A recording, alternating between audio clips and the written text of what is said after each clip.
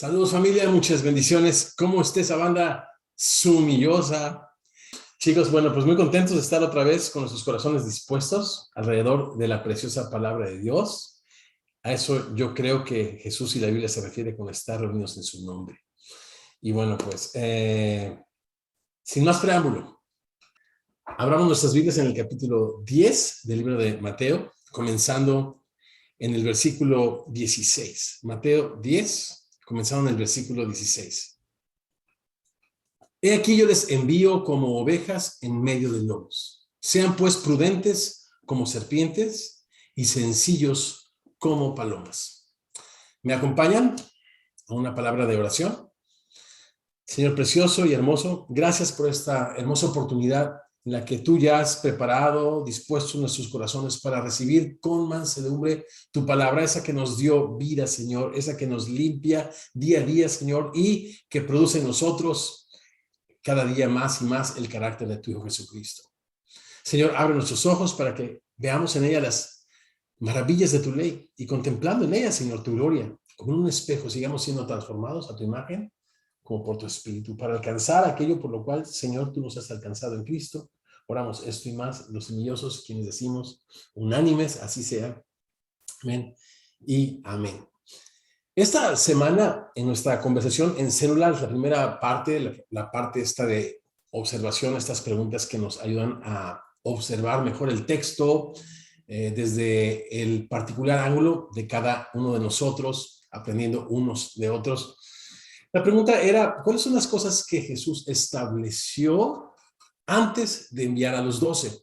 Y los versos eran del 1 al 6, y bueno, pues la verdad es de que hubo mucho más observación de la que yo había visto y de la que yo me imaginaba. Cosas tan elementales como en el verso 1, llamó Jesús a sus 12. El que llama es Jesús, el que envía es Jesús. No hay tal cosa como improvisados.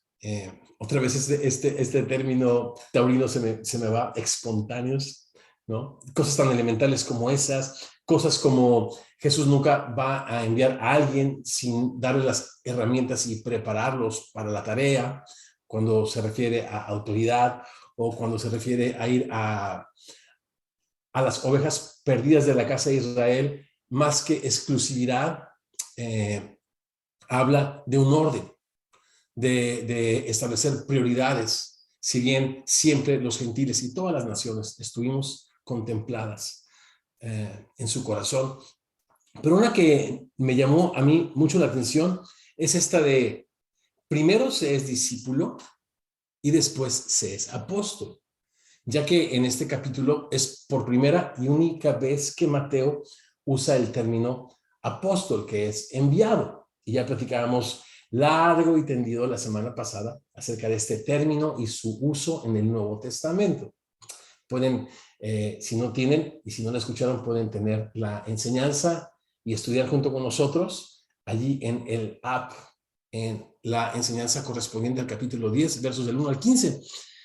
Y justamente esto es la introducción al pensamiento de hoy o a la continuación de este segundo sermón en el Evangelio de Mateo, este sermón preparatorio para sus discípulos, ahora apóstoles que han de ser enviados a las ovejas perdidas de la casa de Israel. Primero se es discípulo y después se es apóstol.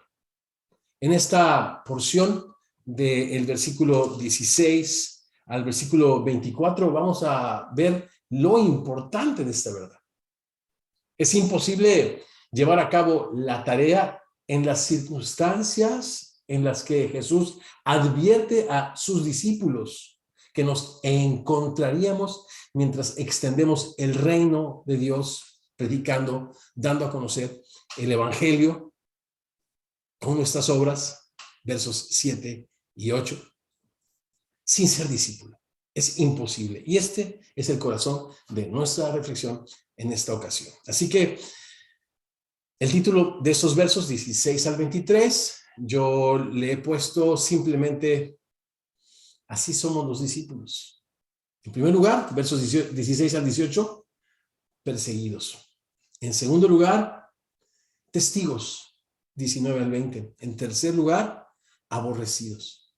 Y en cuarto lugar, misioneros. Perseguidos, testigos, aborrecidos, misioneros. Versos 16 al 18. Así somos los discípulos, así, perseguidos. Y aquí yo les envío como ovejas en medio de lobos. Sean pues prudentes. Me llama mucho la atención el ser, porque el discípulo tiene que ver con lo que se es, no con lo que se hace.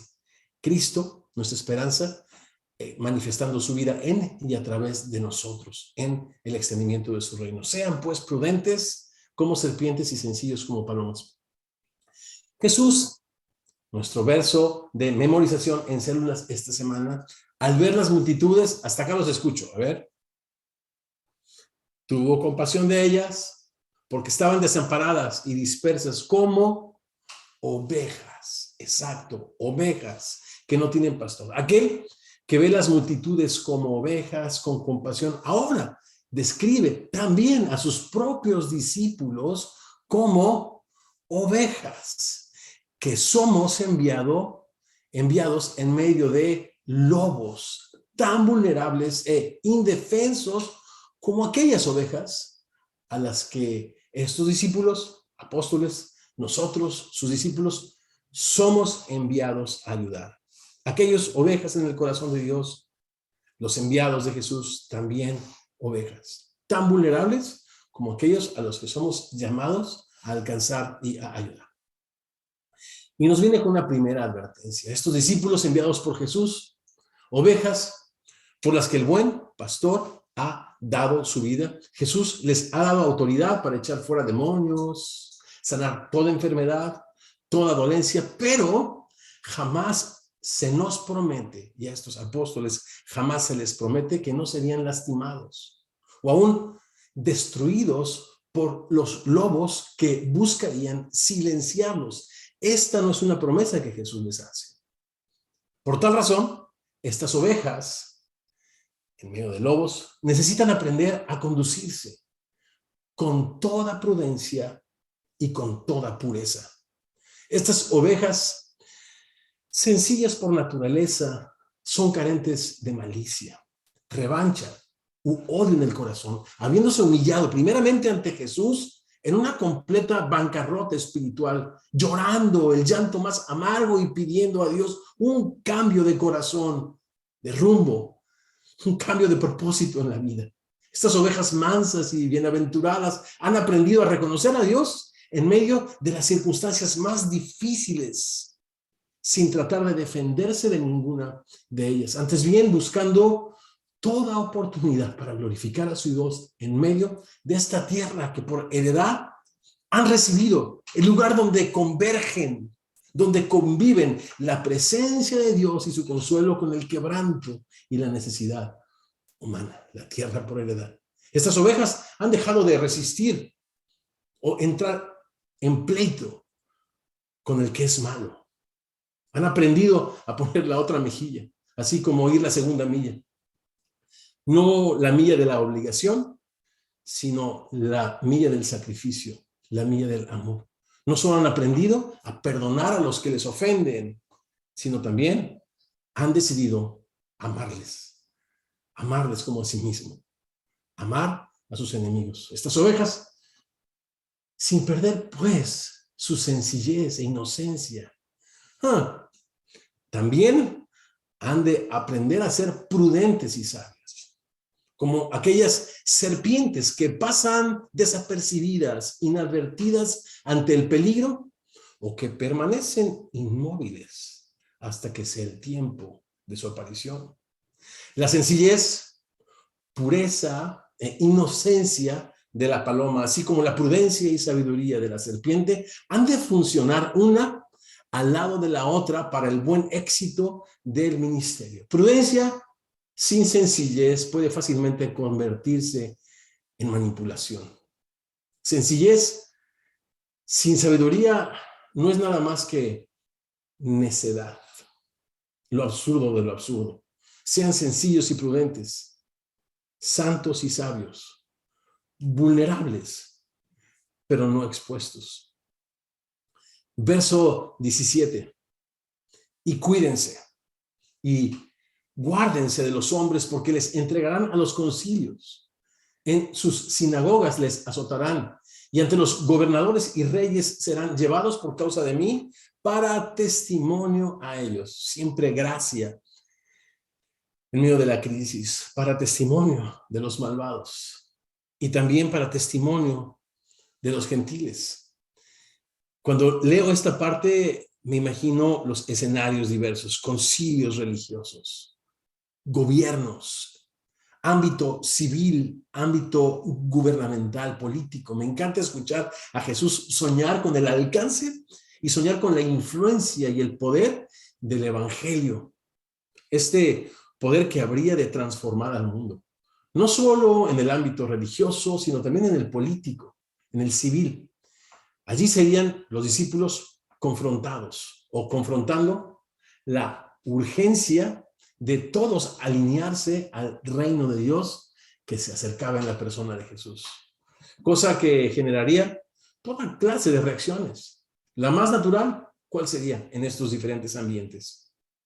Rechazo, persecución, muerte para los heraldos que daban a conocer el reino de Dios. Y pensando en el momento en el que vivimos, yo me pregunto, ¿acaso ha perdido la influencia del evangelio?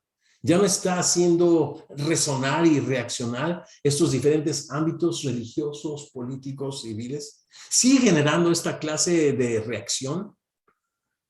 ¿Siguen los discípulos de Jesucristo comprometidos con Jesús? ¿Acaso hemos entrado en negociaciones, pues, con el mundo de tal forma que nuestras prácticas son muy parecidas a las de, digo, el ámbito religioso, político, gubernamental, civil, de tal forma que hoy en día en esos lugares es difícil diferenciar entre un cristiano y el que no lo es? Esta persecución es la gran oportunidad, según el texto que estamos leyendo, de dar testimonio de la verdad ante todo el mundo, incluyendo los gentiles, esto es, las naciones más allá del pueblo judío. Este enfoque hacia ellos vendría después de la resurrección de Jesús. ¿Con qué? Con la gran comisión. ¿Lo recuerdan? Ir a todo el mundo y predicar el evangelio. Sí. Y aunque vendría no en este momento para los discípulos, sino en aquel momento después de su resurrección, para Jesús ya está en su corazón y ya está a la vista. Por lo tanto lo menciona y eso me encanta. Nunca pierde el enfoque de llenar toda la tierra de su gloria. En segundo lugar, así somos los discípulos, no solamente perseguidos, sino también somos testigos. Verso 19, ¿me acompañan? Mas cuando les entreguen, no se preocupen por cómo o qué han de hablarles, porque en aquella hora les será dado lo que han de hablar, porque no son ustedes los que hablan, sino el Espíritu de vuestro Padre que habla en ustedes. Aquí está la segunda advertencia que en esta preparación a aquellos que son sus discípulos antes de ser enviados, el Señor les da. Con esta instrucción en específico, Jesús busca darles confianza en medio de la persecución. Y es que Jesús asume que sus discípulos no estarán ansiosos por escapar, que sus discípulos no estarán ansiosos por salvarse de ser muertos, como decimos vulgarmente, de salvar el pellejo, sino que estarán ansiosos por proclamar el mensaje correctamente, correcto y correctamente, ambas cosas. Estos apóstoles que fueron antes discípulos no podrían ser enviados sin antes haber sido instruidos. Ese es el principio que, repito, sigue a través de toda esta instrucción. Estos discípulos, estos apóstoles, no podían ser enviados sin antes haber sido discípulos, transformados por el poder de la palabra y del Espíritu del Dios viviente. Primero es discípulo, después es enviado. Durante su instrucción en el Sermón del Monte, estos discípulos aprendieron que como pacificadores sufrirían persecución por un mundo que rechazaría al Mesías, pero que en esa persecución ellos serían bienaventurados, porque eso sería señal de que suyo es el reino de Dios. Ahora, estos apóstoles que antes fueron discípulos, Jesús envía a continuar su misión. Jesús no les hace falsas promesas a ellos de que escaparían de la tribulación o que milagrosamente evitarían el martirio. Jesús les da su palabra de que el Espíritu del Padre hablará dentro de ellos. Por tanto, Jesús confía en que sus discípulos no van a resistir al malvado, no se defenderán, no contenderán contra el mal, excepto con su mensaje y con sus obras. El profesor del Nuevo Testamento llamado William Barclay escribió acerca de esto. La humillación no era lo que atemorizaba a los primeros cristianos, ni tampoco el dolor cruel o la agonía. Lo que muchos de ellos temían era que por su falta de habilidad en palabras y defensa pudiera perjudicar en vez de ayudar a elogiar la verdad del Evangelio. La promesa de Jesús es que cuando uno de sus discípulos esté enfrentando un juicio por su fe, las palabras para defender el Evangelio vendrían. ¿Cómo? En la medida, pienso yo, vendrían, se cierran las comillas de William Barclay. Y yo me hago la pregunta, ¿cómo? Creo yo, en la medida en que guardemos, amemos, meditemos, memoricemos, atesoremos, vivamos, anhelamos la palabra de Dios, porque de la abundancia del corazón hablará nuestra boca. Así somos los discípulos también. En tercer lugar, aborrecidos, versos 21 y 22. El hermano entregará a la muerte al hermano y el padre al hijo. Qué escenas, ¿verdad? Y los hijos se levantarán contra los padres y los harán morir. Y serán aborrecidos de todos por causa de mi nombre. Mas el que persevere hasta el fin será salvo. Esta es la tercera advertencia. Entre el odio de su propia familia y el repudio de la comunidad. ¿Se imaginan? No tienes un lugar a donde ir. Los discípulos se encontrarían justamente allí, en la tierra de nadie, en medio de un mundo hostil, resistente a reconocer y recibir y reflejar el reino de Dios. Y mi pregunta es, ¿te has sentido alguna vez así?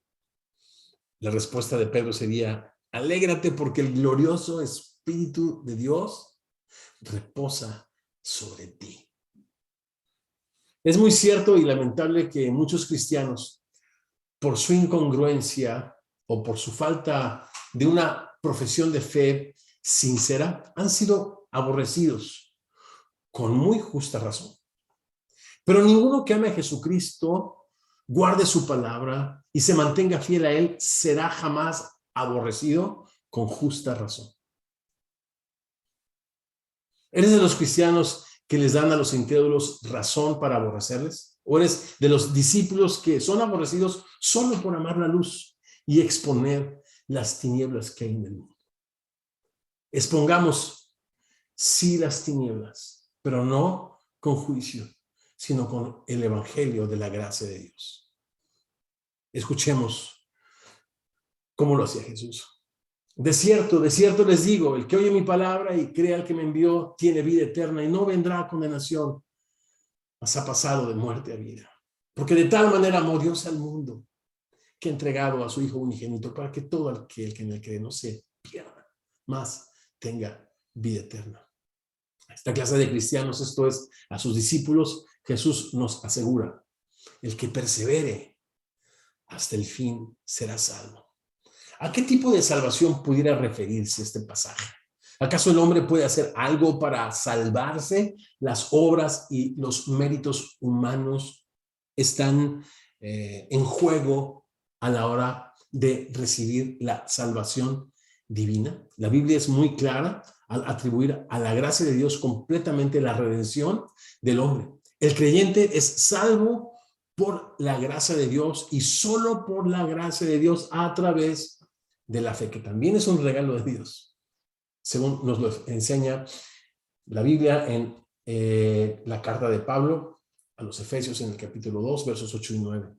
A lo que se refiere Jesús, en base al contexto que hemos estado leyendo y meditando, es que tú y yo seremos salvos de desperdiciar nuestras vidas con un testimonio inútil, con un testimonio ineficaz, infructífero, si nos mantenemos perseverando como los primeros discípulos. ¿Cómo perseveraban los primeros discípulos? Perseveraban en la doctrina de los apóstoles, en la comunión unos con otros, en el partimiento del pan y en las oraciones. Justamente las 4 cosas que estamos cuidando, semilla, cada que nos reunimos.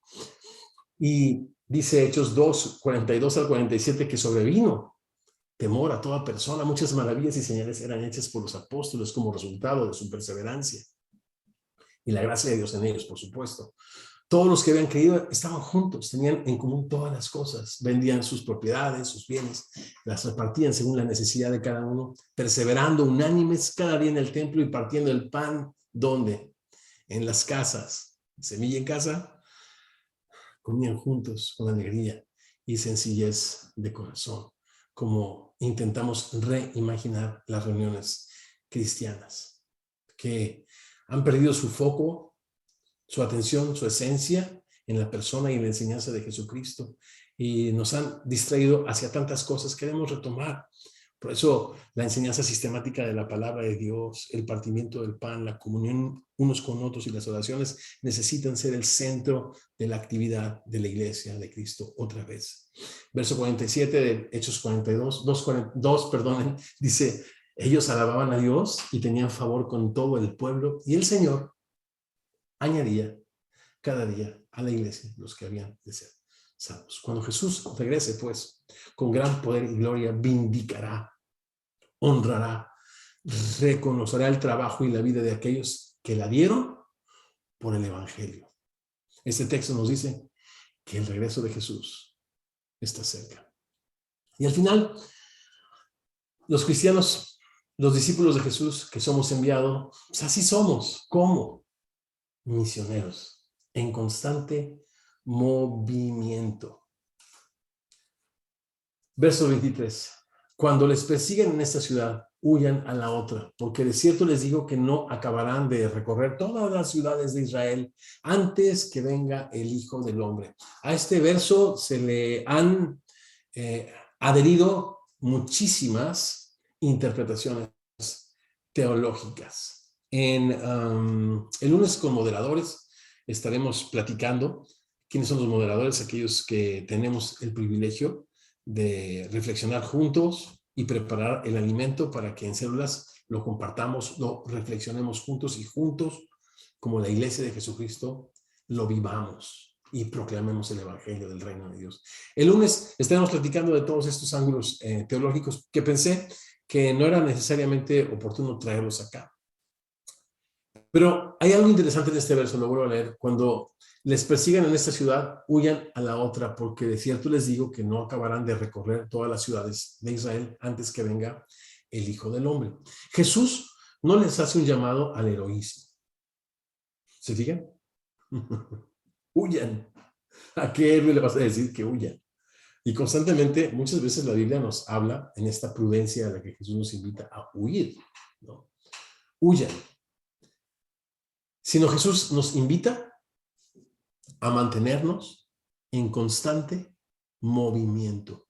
Huir a la siguiente ciudad, y a la siguiente ciudad, y a la siguiente ciudad. En los oídos de un discípulo, esto es: mantente vigoroso, activo, mientras constantemente estás involucrado en conocer y dar a conocer el evangelio de Jesucristo. Mantente siempre en constante movimiento en las labores a las que Jesús te ha generosamente invitado. En las palabras del apóstol Pablo, esta invitación, este recordatorio, este verso pudiera sonar así: así que, hermanos míos amados, estemos firmes y constantes de ciudad en ciudad, creciendo en la obra del Señor siempre, No importa dónde, no importa cuándo, siempre sabiendo que nuestro trabajo en el Señor tiene trascendencia. No es en vano. Así somos los discípulos, perseguidos, testigos, aborrecidos, pero misioneros, portando y llevando por todas partes el conocimiento de Jesucristo. Qué bendición, ¿verdad? Nosotros portamos, familia, el mensaje y la esperanza para este mundo. ¿Oramos? Señor hermoso, gracias por tu palabra. Gracias por estas importantes advertencias y estas promesas, Señor, donde nos confrontas con la realidad, donde el discípulo no es mayor que su maestro. Y Señor, si a ti te rechazaron, lo mismo harán con nosotros. Si te amaron y te recibieron, lo mismo harán con cada uno de tus discípulos. Señor, pero gracias por estar siempre con nosotros, por darnos esperanza, por hacernos saber que nuestro trabajo no es en vano. Y Padre precioso, gracias porque nos has entrenado para perdonar. Nos han entrenado, Señor, para amar. Señor, para tener un corazón limpio como el de una oveja, Señor, pero también tener la prudencia y la sabiduría para reconocerte en todos nuestros caminos, a fin de que tú endereces nuestras veredas. Señor, haznos crecer en amor, pero también en sabiduría, Señor, para con Dios y los hombres, Señor, de manera que podamos ser eficaces, Señor, en el llamado al que tú nos has enviado, predicar el Evangelio, y que podamos vivir de tal manera el reino de Dios en lo personal, Señor, que no sea tan natural cambiar el ambiente y el entorno de cualquier lugar al que tú nos envías. Señor, que Padre, como dice tu palabra en Isaías, tú nos has creado, Señor, para publicar tus alabanzas, o como dice tu palabra en el Nuevo Testamento, Señor, para la alabanza de la gloria de tu gracia. Señor, que podamos respirar eso, vivir eso y anunciar eso. El evangelio de la gracia de Dios. Jesucristo es Rey de Reyes y Señor de Señores. Te damos tantas gracias por todo esto. En el nombre de Jesús, tu Hijo amado. Amén.